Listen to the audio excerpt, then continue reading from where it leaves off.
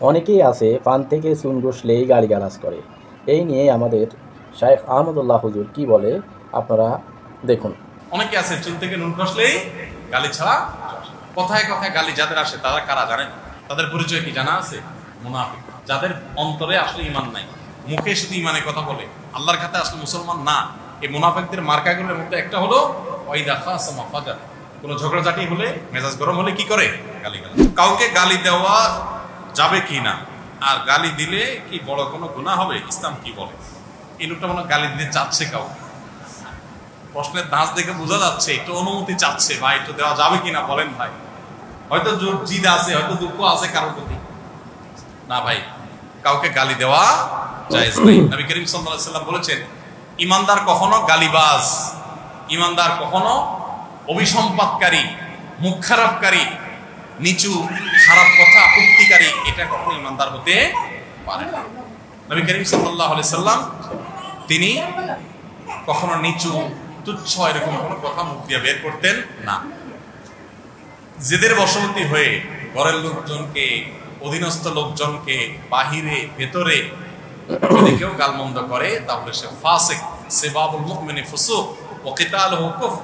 নবী সাল্লাল্লাহু আলাইহি ওয়াসাল্লাম বলেছেন, যে কোনো মুসলমানকে আপনি গালি দিলেন, কটু কথা বললেন, তাহলে এটা গুনাহের কথা, কাবিরা গুনাহ হবে। এজন্য গালি দেওয়া, যত জিদ হোক, দুঃখ হোক, কষ্ট হোক, হজম করতে হবে, সবর করতে হবে। জান্নাত এমনি এমনি পাবেন না। জান্নাত হলো সবরের ডোর গিলতে হবে। যদি তাকে শাসন করতে হয়, এমন কথা বলবেন যেটা গালি না। তাকে বকা দিলেন, কিন্তু বকার ভিতরে খারাপ কিছু বললেন। আজকে সকালে একটা জায়গায় এক ভাই, তার সম্পর্কে আরেকজন বলতেছে, ভাই আপনি প্রায় গালিগালাজ করেন। তো সে বলতেছে, ভাই না তো আমি তো গালিগালাজ করি না। কারণ আপনি প্রায় শালা বলেন। কারণ আমি শালা তো বলি নাই, আমি একবার শুকর বলছিলাম। তো গালির ডেফিনিশন অনেক সময় আমরা বুঝতে পারি না। কাউকে যদি আপনি কোনো খারাপ পশু দিয়া পশুর নাম ধরে বলেন তুই অমুক, এটা গালি কি গালি না? বড় গালি এটা।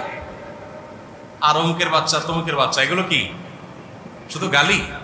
এগুলো একাধারে গালি, আবার মিথ্যা অপবাদ। গালি শুধু তাকে দেন নাই, তার বাপকে ধরে দিচ্ছেন, মাকে ধরে দিচ্ছেন, বেচার হয়তো কোনো দোষ নাই, হয়তো দুনিয়া থেকে চলে গেছে। তো এগুলো কোনো ইমানদারের স্বভাব হতে পারে না। ধৈর্য ধারণ করতে হবে। আল্লাহ আমাদেরকে তৌফিক দান করুন। কর্মচারী উল্টাপাল্টা করতেছে, মেজাজটা গরম হয়ে গেছে, দিয়ে দিলেন একটা গালি, শেষ, আখিরাতটা শেষ করে ফেলেন। সবর করতে হবে ভাই।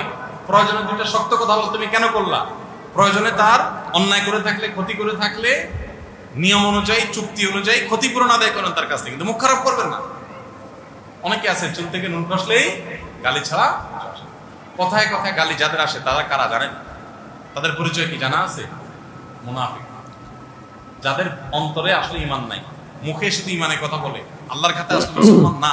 এই মুনাফিকদের মার্কাগুলোর মধ্যে একটা হলো ওয়াইদা খাসামা ফাজার। কোনো ঝগড়াঝাটি হলে, মেজাজ গরম হলে কি করে? গালিগালাজ।